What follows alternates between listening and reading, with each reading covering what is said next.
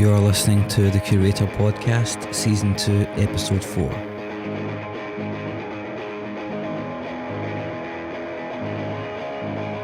An interview with Ash and Mike from Boston Manor.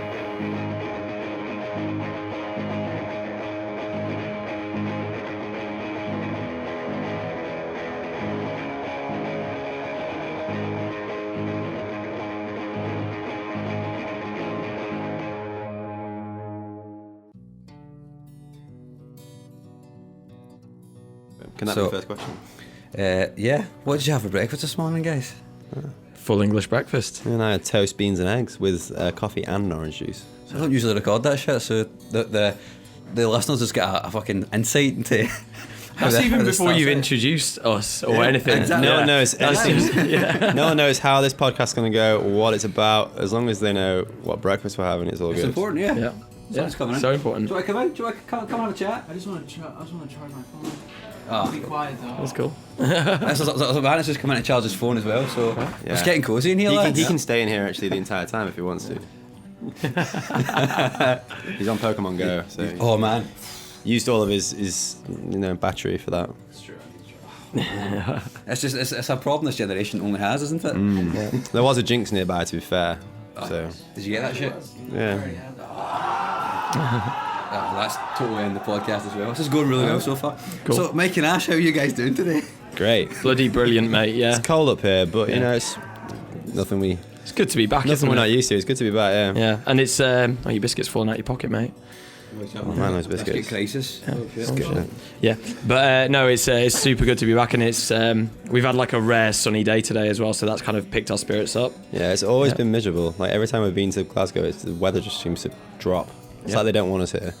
Nobody wants to be in Glasgow. That's the whole thing. That's the whole I thing. like Glasgow. I think it's alright. Love Glasgow. It's pretty cool. There's a lot of good music, I guess. So that's the thing. So Mike, Ash has got his arm around Mike just now, which is looking pretty cozy. If this was a video podcast, it'd be looking pretty. He's also got his arm around me for what it's worth. Oh, has he? I've got my hand on your butt. Oh man. I am appreciating this. Yes.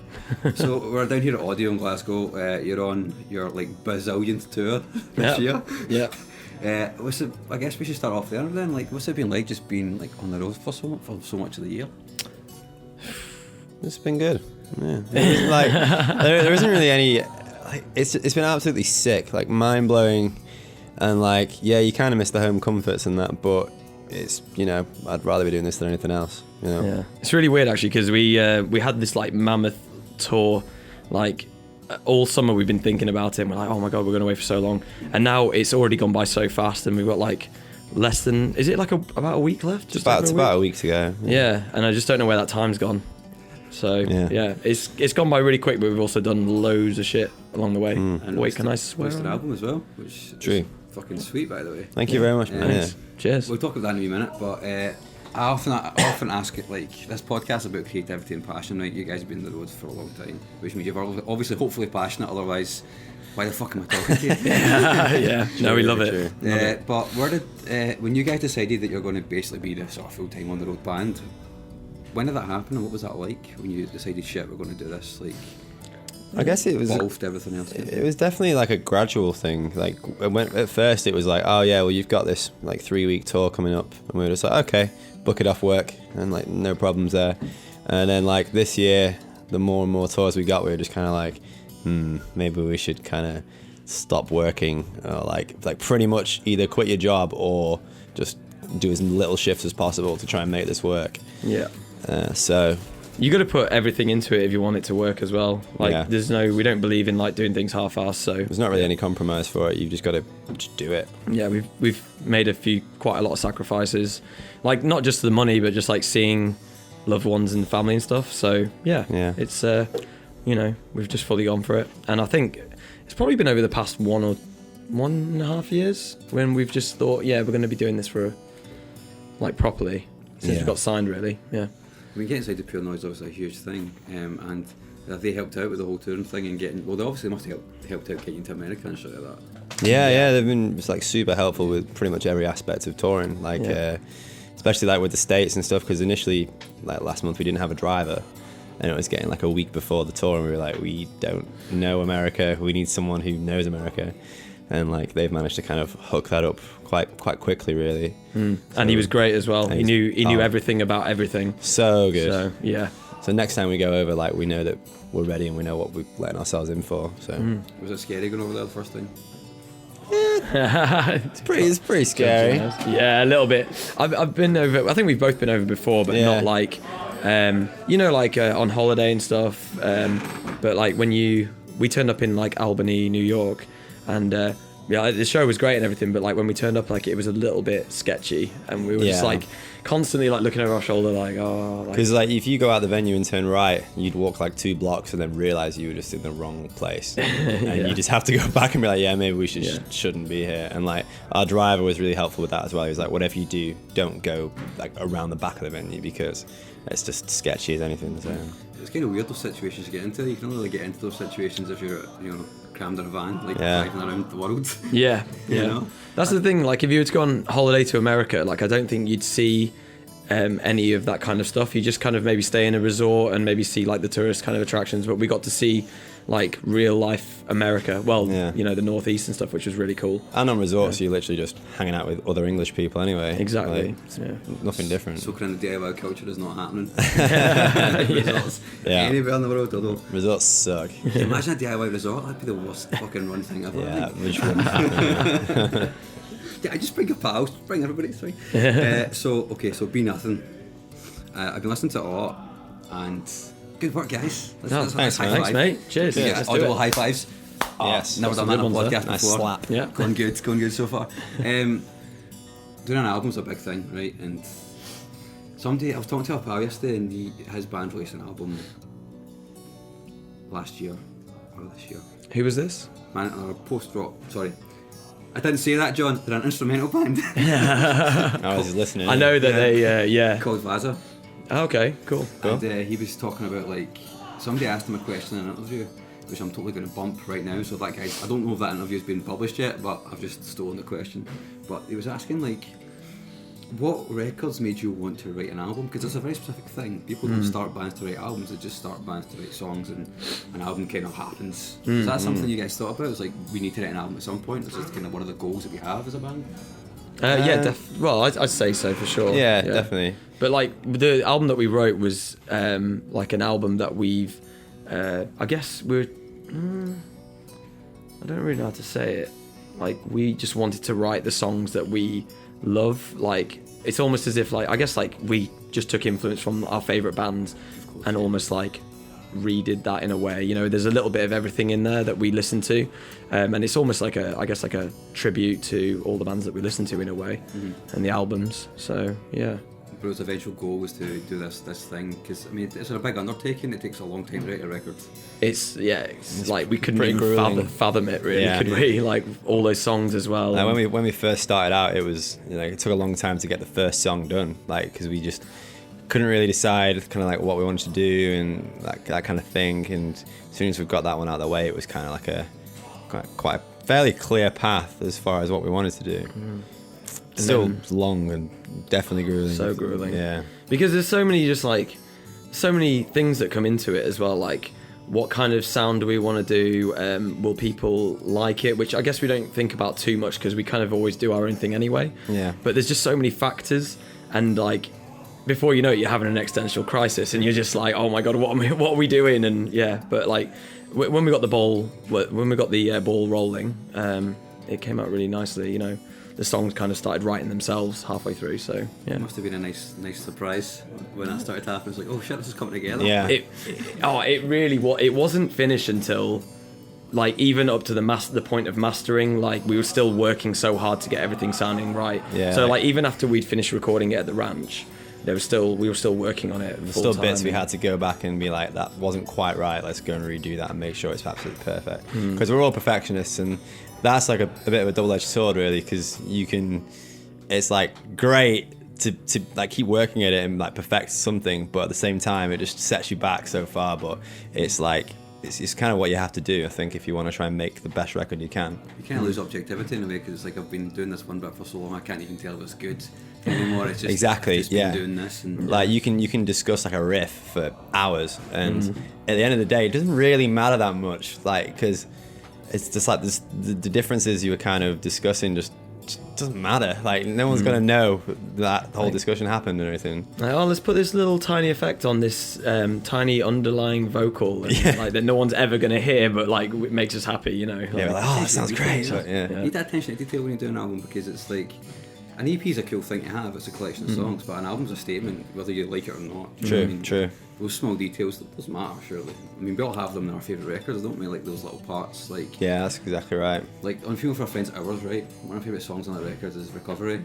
And there's a little bit going, like, it's like a sort of false crescendo going into the last chorus. That's just a little tiny bit of detail, which just makes that fucking record for me, do you know what I mean? I love stuff. We all love stuff like that. We all, like, because we're all huge fans of music, so we do dissect records and look at every tiny detail, and we're like, oh, how did they do that? Or, you know, this part in this part of the song's really sick. And yeah, you know, so I love like listening to a record over and over again and just like picking up on something different each time you listen to it.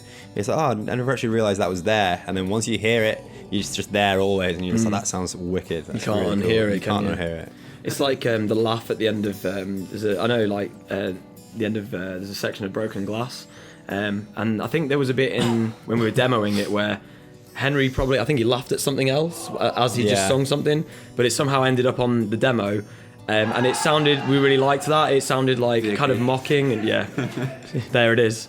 It sounded like really cool. So we actually like recorded that in the real song in the studio, and just little things like that you know maybe people won't notice, but I think stuff like that is cool. People must notice, because you don't put them in with it in the hope that, oh, that's just going to be forgotten, because it makes you obviously people listen to this stuff over and over again. There's a queue outside, so people are clearly it's all like textures and things as well. Like we'd spend like hours playing like sort of like overdub guitars like on top of the actual guitars that would be on the record, and there's like it kind of just sits underneath, but you don't really tell that it adds to it unless they weren't there. Unless you take it away. You don't really notice like any of that stuff like we've added. If it wasn't there, you'd be like, oh, it sounds kind of weird now. So it doesn't sound like it works as well. It's that layering, really, that kind of thing you need to kind of do when you're recording most songs. It's like you want to cram it full of stuff, but not make it sound like it's crammed full of stuff. That's the key there, I think. Exactly. So like you recorded like with Neil Kennedy at the ranch, and I was wondering like what makes you choose a particular producer? Like how do you look out somebody that you think is going to suit your sound well? I think when we went with Neil, it was one of those things where we knew that he's like very much an out of the box thinker, and when he kind of came into the frame of what we were kind of doing, he like kind of came out with all these cool ideas that were kind of like sort of like shapes the record, and like because we kind of came with like all these full songs, and he sort of rework he kind of be like, oh, maybe play this like this instead, and you know, just do little things like that, little kind of artistic, I guess, directive in a way. Yeah, for sure. And I think he totally gets it as well. Like, we know kind of like who the producers are that like a lot of the other bands go to, and Neil is definitely like a wild card. Like he's just so different in the way he works, and he's very kind of like old school as well. Like he's grown up in the scene, you know, he's listened to all the same kind of bands that we like and you know that we've listened to, so I think he just totally got the sound a lot more. So it was really good to work with him again. We did Swordage with him as well, so it was awesome. And then we got Kyle Black over in the States to mix it, who we knew he's done work on previous albums that we like, so he killed it. So I've never actually done it myself, but sending a record off to get mixed after it's been recorded by someone else, so it must be a really interesting process. Yeah, definitely, because they hear it completely different to whoever's tracked it and recorded it. It kind of offers, I suppose that would offer a bit more objectivity, wouldn't it? Like fresh ears. Even Neil, even though with like all of his amazing skills, he's heard it like every day for months. Exactly. Yeah, same as us really. So I mean, you guys are obviously really happy with the record, and I think it's a really, really good album. Thanks, man. What kind of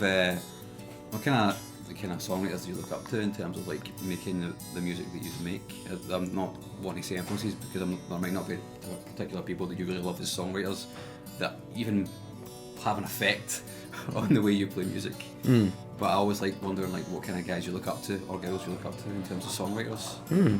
Okay, you wanna go first? I don't know. Songwriter wise, I'm not sure. was like mainly like the older kind of people, but it's like, I don't know, trying to think of specifics. Mike?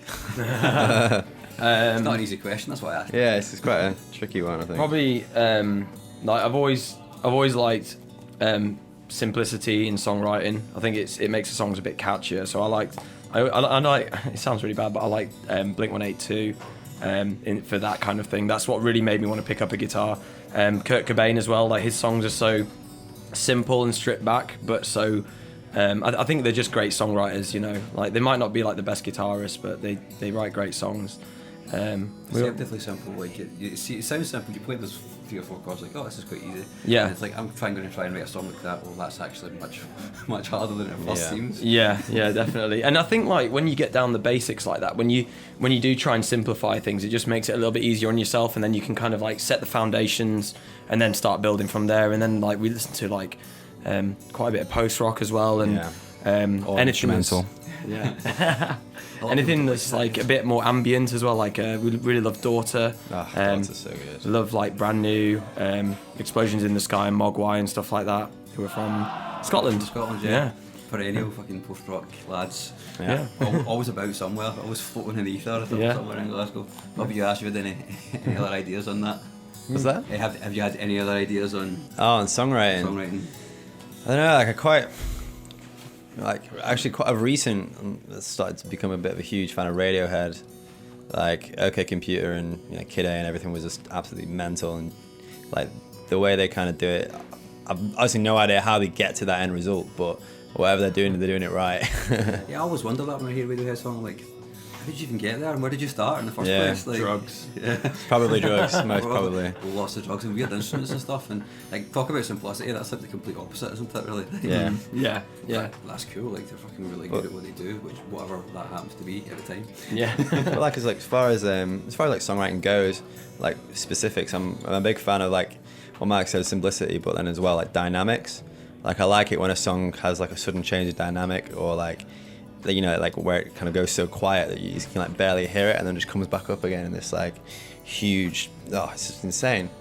And like that's the kind of stuff I love, and like every time I listen to a song like that, it hits you in a different way to just the norm, I guess. Playing with dynamics is also quite a hard thing, because it's really easy to do the Nirvana look quiet thing. Yeah. Just doing it in a tasteful way, which can often be quite hard. There's definitely a way to do it, and you've got to learn when to push and when to pull back on other parts.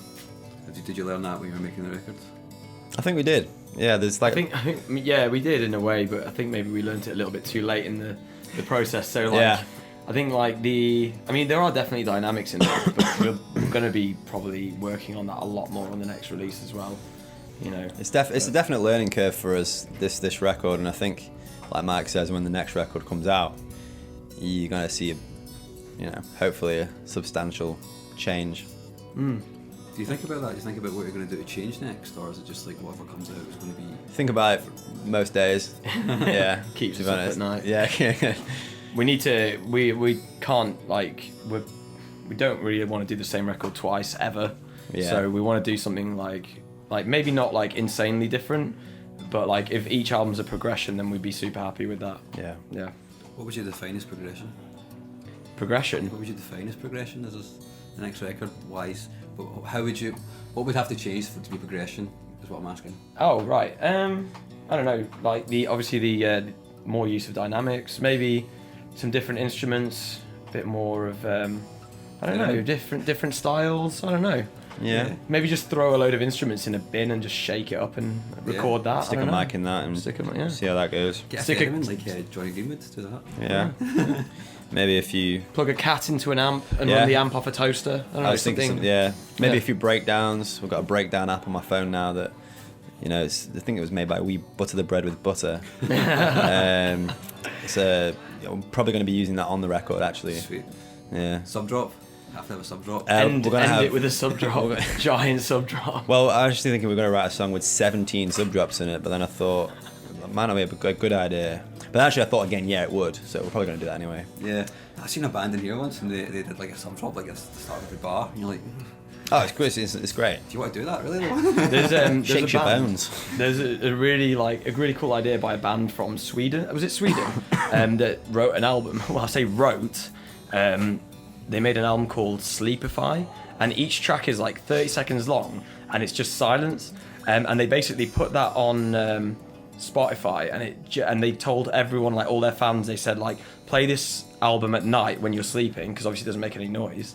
And it generated them loads of income, and the income that they used, they planned like a tour where all the shows were free, and they plotted the tour around where the most downloads were for streaming was for the album. That's pretty insane. So maybe we'll just do like a silent album or something. Like it's definitely out there, I think, as well. Yeah, songwriting quite difficult for that, but I think. How do you record?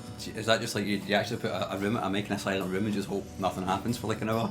Yeah, we'd have to go down into the depths, into like some sort of bunker or something. A a nice bunker tasty, in a bunker. Tasty cabin of some sort. Yeah, suck out all the air, so it's just a vacuum, and then we got the purest of silence. This is the M&S of silence as well. Yeah, exactly. Yeah. Well, gentlemen, it's been an utter pleasure talking to you. Yeah, thank you. Is there Likewise. anything else you want to say? Anything you want to ask me before we finish? What's your favourite thing about Scotland? We've already spoke about it, but we didn't record it. I'm Brew. I'm Brew. Sick. Big fan. Oh, Who- Brewdog. I like Brewdog beer as well. It's quite good. Who's your top 3 favourite bands? I didn't ask you that because I know you can't answer that. So why are you asking me that? Put you on the spot. Fuck. Oh, William Scream. Okay, yeah. Cool. Sick. Yeah, fucking probably my favourite bands ever. I don't know. It's the worst, isn't it? You just go blank. Just like, don't know any bands. So there's so many. You've been asked that in an interview. Like many, and same thing happens every time. You just pick someone different. Brand New's got to be up there for me, definitely. Same. Yeah. Because they're brand new, They're a great band. which Yeah. is kind of all you need to know about Brand New. Yeah. I don't know. What about you guys? What about your top 3 favourite bands ever? No, don't put this back on Yeah, you us. can't put it on the spot now. We've already asked the question, man. Yeah. Tell you what. How about what's your deepest, darkest fear? Oh, that's easy. Oh. It's not that easy. It's not that easy, It's is not, it? is it? Donald Trump. Donald Trump is your deepest, That darkest is- I fear. think that's a good closer, actually. Yeah. Yeah. Well, that's why America's terrifying. And on that note, Yeah. Well, yes, on that note, gentlemen, thank you very much. It's been a pleasure. Thank you very much, mate. Thanks, man. Cheers.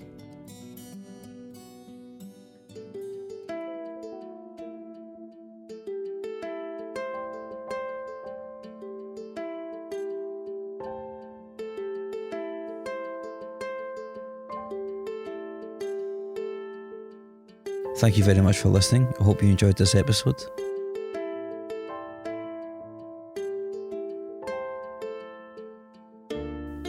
Please take a second to subscribe to this podcast if you haven't already. You can do that by hitting the subscribe button in whatever podcasting app that you're using. I'd also really appreciate it if you could share this on Twitter or Facebook, and just generally tell your friends about this pretty cool podcast thing that I'm doing. I've been your host, Mark Fraser. You can find out more information about this podcast at www.thecuratorpodcast.com. Until next time, bye-bye.